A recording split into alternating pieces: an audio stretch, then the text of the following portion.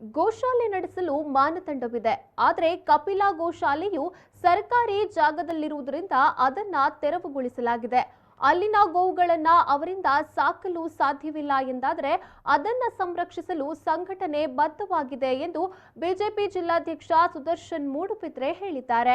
ಸುದ್ದಿಗೋಷ್ಠಿಯಲ್ಲಿಂದು ಪ್ರಶ್ನೆಯೊಂದಕ್ಕೆ ಈ ಪ್ರತಿಕ್ರಿಯೆ ನೀಡಿದ ಅವರು, ಕೆಂಜಾರಿನಲ್ಲಿ ತಮ್ಮ ಖಾಸಗಿ ಜಾಗದಲ್ಲಿ ಗೋಶಾಲೆ ಮಾಡಿದ್ದು ಎಂದು ಕಪಿಲಾ ಗೋಶಾಲೆಯ ಮುಖ್ಯಸ್ಥರು ಹೇಳಿದ್ರು. ಆದರೆ ಖಾಸಗಿ ಜಾಗವನ್ನ ತೋರಿಸಲು ಅವರು ವಿಫಲರಾಗಿದ್ದಾರೆ ಎಂದು ಹೇಳಿದ್ರು. ಇತ್ತೀಚೆಗೆ ಅಕ್ರಮ ಗೋಶಾಲೆ ತೆರವು ಮಾಡುವ ಮುಂಚಿತವಾಗಿಯೂ ಅವರು ಬೇರೆಡೆಗೆ ಗೋವುಗಳನ್ನು ಸ್ಥಳಾಂತರಿಸುವುದಾಗಿ ಹೇಳಿದ್ದರೂ ಮಾಡಿಲ್ಲ. ಬದಲಾಗಿ ಅವರ ಬೆಂಬಲಿಗರು, ಸಂಸದರು ಹಾಗೂ ಶಾಸಕರಿಗೆ ಅವ್ಯಾಚ್ಯವಾಗಿ ನಿಂದಿಸಿದ್ದಾರೆ. ಗೋಶಾಲೆಯನ್ನ ಮುಂದಿಟ್ಟು ಅವರು ಸಂಘಟನೆಯ ವಿಂಗಡಣೆಗೆ ಮುಂದಾಗಿರುವ ಅನುಮಾನ ಕಾಡ್ತಾ ಇದೆ ಎಂದು ಹೇಳಿದ್ರು. ನಮ್ಮ ಸಂಘಟನೆ ಕಡೆಯಿಂದ ವಿಶ್ವ ಪರಿಷತ್ ಮತ್ತೆ ಬಜರಂಗ ದಳದ ಕಾರ್ಯಕರ್ತರು ಅಲ್ಲಿಗೆ ಭೇಟಿಯನ್ನು ಕೊಟ್ಟಿದ್ದಾರೆ. ಅವರು ಅವರ 2 ಎಕರೆ ಜಾಗವನ್ನ ತೋರಿಸಿಕೊಡಬೇಕು ಅಂತ ಹೇಳಿದ್ರು ಕೂಡ ಅವರಿಗೆ ತೋರಿಸಿಕೊಡ್ತಾ ಇಲ್ಲ.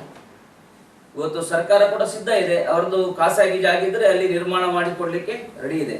ಆದ್ರೆ ಅವರು ತನ್ನ ಖಾಸಗಿ ಜಾಗ ಅಂತ ಅಲ್ಲಿ ದಾಖಲೆಯನ್ನ ಕೊಡ್ತಾ ಇಲ್ಲ ಒಂದು ಭಾಗ. ಇನ್ನೊಂದು ಕಡೆ ನಮ್ಮ ಸಂಘಟನೆ ಕಡೆಯಿಂದ ಈಗಾಗಲೇ ಗೋವಿಗೆ ಬೇಕಾಗಿರುವಂತಹ ನೀರಿನ ವ್ಯವಸ್ಥೆ ಇರ್ಬೋದು, ಅದಕ್ಕೆ ಹುಲ್ಲು ಇರ್ಬೋದು, ಇದನ್ನು ಕೊಡುವಂತ ಕೆಲಸವನ್ನ ಇವತ್ತು ಪರಿವಾರ ಜೊತೆಯಾಗಿ ಸೇರಿ ಮಾಡಿದೆ.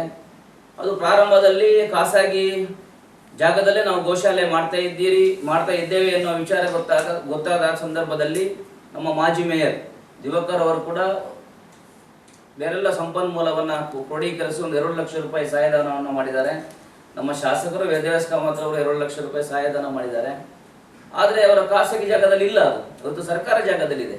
ಮತ್ತು 6 ತಿಂಗಳಿಂದ ಅವರಿಗೆ ಸರ್ಕಾರ ನೋಟಿಸನ್ನು ಕೊಟ್ಟಿದೆ. 6 ತಿಂಗಳಿಂದ ಅದನ್ನು ನೀವು ನಿಮ್ಮ ಜಾಗಕ್ಕೆ ಸ್ಥಳಾಂತರಿಸಬೇಕು ಅಥವಾ ಸಾಕಲಿಕ್ಕೆ ಸಾಧ್ಯ ಇಲ್ಲದಿದ್ದರೆ ತಕ್ಷಣ ಅದನ್ನು ಅಲ್ಲಿರುವಂತಹ ಗೋವುಗಳನ್ನ ಸಂಬಂಧಪಟ್ಟಂತ ಇಲ್ಲಿ ತುಂಬಾ ಗೋಶಾಲೆಗಳಿದೆ, ಅದಕ್ಕೆ ಬೆಂಬಲವನ್ನು ಕೊಟ್ಟು ಅಲ್ಲಿ ಸಾಕುವಂತ ವ್ಯವಸ್ಥೆ ಮಾಡ್ತೇವೆ ಅನ್ನೋದನ್ನು ಹೇಳಿದ್ರು ಕೂಡ ಅವರದನ್ನ ಆ ಒಂದು ವಿನಂತಿಯನ್ನು ನಿರಾಕರಿಸಿದ್ದಾರೆ.